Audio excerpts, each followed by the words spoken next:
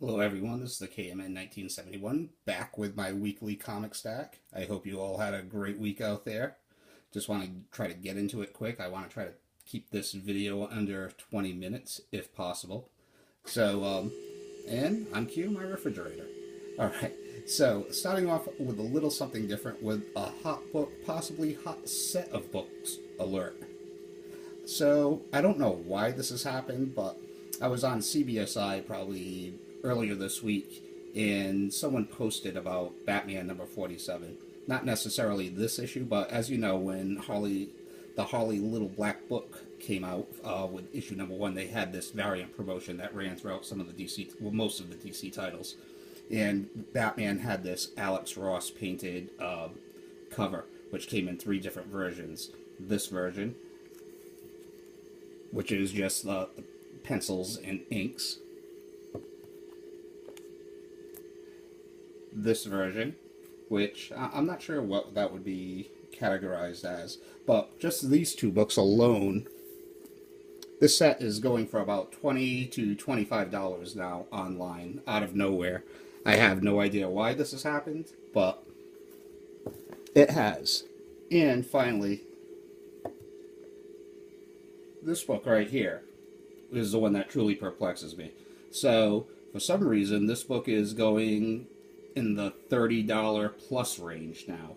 So, I guess from the research I've done, which hasn't been much, but I guess there were a lot of these books were damaged because of the poly bags, and there were a lot of spine ticks that went up and down the covers. So, high grade copies such as this one are allegedly hard to come by. I don't know. Take that for what you will, but just before I was shooting this video, I did a little research on eBay, and there is one being auctioned right now for like $28 plus shipping, and there's still hours to go in the bidding. There were a couple of other sets of all 3 issues that went for like, I don't know, it said it was $59.99, but the best offer was accepted. So either way, there has been a huge jump in these books. I didn't buy these this week. I just dug these out of my collection to show them off. When I like to break a little speculation news, I always like to do it with some visual aids. So, yeah, I just wanted to bring this to the community's attention, just in case anyone didn't know. If you want to check it out, there was a poster that posted about it on the CBSI Google page. I can't remember who it was, so sorry. But it's pretty easy to just scroll down. Check it out. Alright, moving on to our weekly scheduled comic book haul. A couple of dollar bin books. Conan Universe, the official, or rather, the official handbook of the Conan Universe. This is just a great little companion to have for Conan fans. And this basically showcases the Hyborian Age during, well, at least set during in the Marvel Universe, which is very cool. I also picked this up. Conan the Barbarian number 188, just because of the Marvel 25th anniversary cover, and of course because I am a Conan fan. And Conan Classic number 1, which is a reprint of Conan the Barbarian number 1. So it's a nice way of me being able to, whenever I feel like it, to read Conan number 1 without actually having to crack my Conan number 1 open. It's weird that Marvel never came out with a Marvel Milestone edition of that issue. Secret Origins number 1. Also a book that was just $1. No big deal. I ended up going back to that comic book shop that doesn't deal with any new issues, and he bought that collection recently. But he also has, like I said, a huge selection of back issues ranging from the 1960s to maybe the early 90s, the latest. And it's very slim for his 90s stuff. But it's just a treasure trove as far as just when I want to go somewhere for some very cheap filler issues, that is the place to go, or Silver Age. And that's where I've been hitting up lately. I've been really dialing it back on the eBay. He's had a nice collection there, so and some good dollar pickups, such as this one. And this one. Secret Origins number 3. Secret Origin of Shazam. And that was it for dollar bin books. But I did also pick this one up. Secret Origins number 10. The next, I don't know, like half a dozen books or so are all like in the $3 range. No big deal. So Secret Origins number 10. My what made me want to buy this again. One, I used to own it before when I was probably like 14, but it has what I feel the definitive origin of the Phantom Stranger by Alan Moore, and it's just outstanding. I don't want to spoil it, but it's a cheap enough read if you're a fan of Alan Moore or if you're a fan of the Phantom Stranger. I strongly suggest seeking this out. Speaking of Alan Moore, Vigilante number 17 and number 18. It's just a little two-parter by Alan Moore, filling in on the Vigilante. I've been trying to scrounge up all those Alan Moore obscure DC stories that weren't necessarily, part of Swamp Thing, Watchmen, V for Vendetta, or his Superman work. So to pick these up for $3 a piece, an Alan Moore story from the 1980s, I'll take that any day.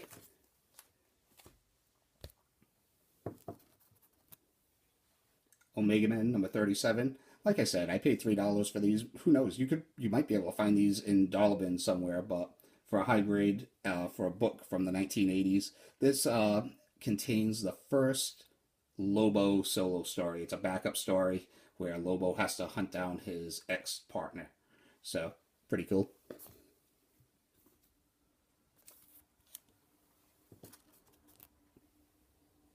Suicide Squad number 58. I just picked that up because I actually don't own many Suicide Squad issues from their first series, but I do own a handful, and I thought this was interesting just because of Suicide Squad and Black Adam interacting, I guess. This is my second copy of Suicide Squad number 1. I don't usually hoard books, but I am a fan of the Suicide Squad, and this was only $3, so I couldn't leave it there just for $3. Just seemed wrong.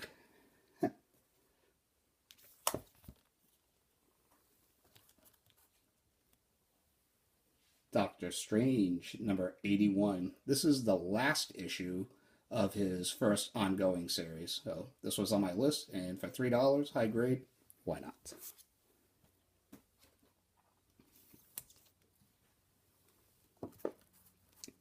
These next couple of books are all from my other LCS where I actually pick up my weekly pull list. So all of these were cover price minus 20%. So Deadpool Annual number 1. This is from his second ongoing series. Once again, just another mediocre story.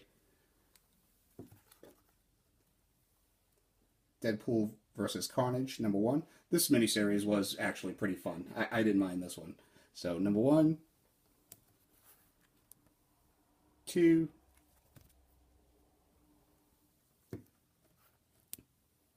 3,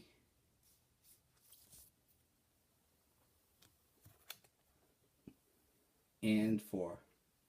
I would recommend it. I mean, there are so many Deadpool miniseries out there right now, so you have to be kind of selective, but that was one of them that I actually enjoyed. It wasn't bad. Once again, I'm still trying to fill in those Preacher spin-offs. So there are actually more of them than I actually knew about. So I picked this one up, Preacher, The Good Old Boys. Pretty immature and disgusting, but it's Garth Ennis, so I still like it. Preacher Tall in the Saddle special. This is actually a square-bound prestige format. And it deals with Jesse Custer and Tulip during their car stealing days. And then this one right here, Preacher One Man's War Special, I would highly recommend. Out of all of them that I've shown, this one and the Saint of Killers miniseries, which I showed off last week, I would say both of those are essential reading. This is an origin of, without giving too much away for people that are waiting on Preacher Season 2 to come around, but this is the origin of a major nemesis of Jesse and company for pretty much the entire series. So without giving too much away, I would definitely pick this one up. And it's very cheap, so...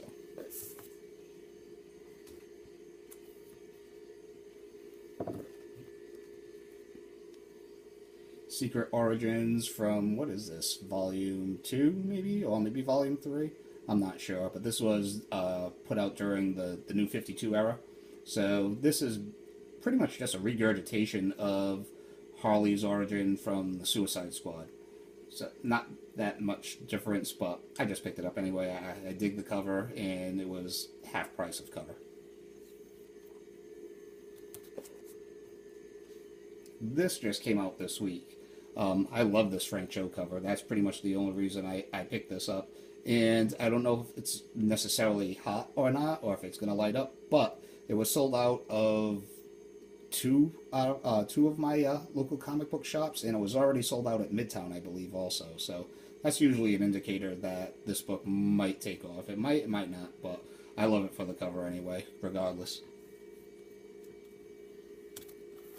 Also picked up a couple of Harley Quinns from Volume 1, number 16, and number 18. Both of those were about $6 a piece.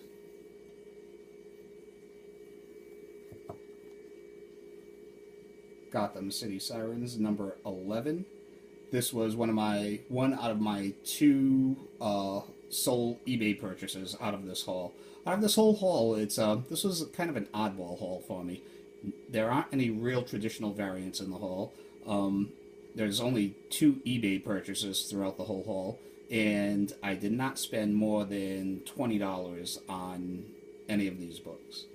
So that's kind of rare. There's usually always one that goes over 20, especially for what I ended up getting. I mean, there's nothing monumental. Well, hold on, let me shut up. Okay, I picked this up for $5. The New Mutants, number 26.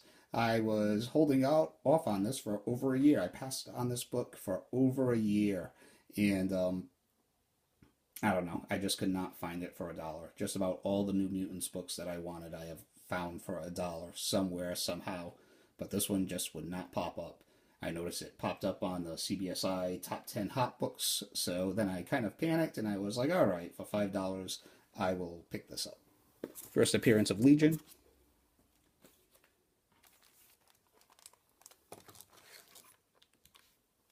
And there is my second and only eBay purchase of this week. Green Lantern, Green Arrow, number 116. This is the first time that Guy Gardner officially really puts on the Green Lantern ring. In Guy Gardner's first appearance, I believe that I showed off a couple of weeks ago, that was more of kind of a what-if story if Hal Jordan hadn't had the ring and it went to somebody else on Earth. This is the first time that Guy Gardner actually puts the ring on. Just a little Green Lantern geek factoid. So that was all right to pick up. Okay, the rest of these books are all from that other comic book shop that I was telling you about earlier, where he bought the collection, and it's essentially all old books. So Marvel Premiere, number 8, just a kick-ass Doctor Strange cover. It was only $10, and I was surprised to find out that the interiors are done by Jim Starlin.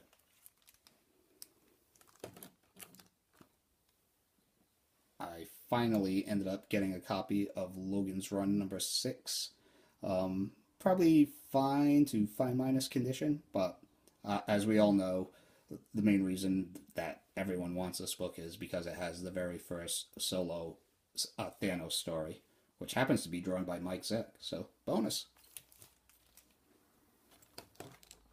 Real happy to pick this one up. And all of these books right here, well, aside from the Marvel Premiere, all of these are $20 a piece. So I could not complain. Amazing Spider-Man number 134. This is the first appearance of the Tarantula and an early cameo appearance of the Punisher. So really happy about that.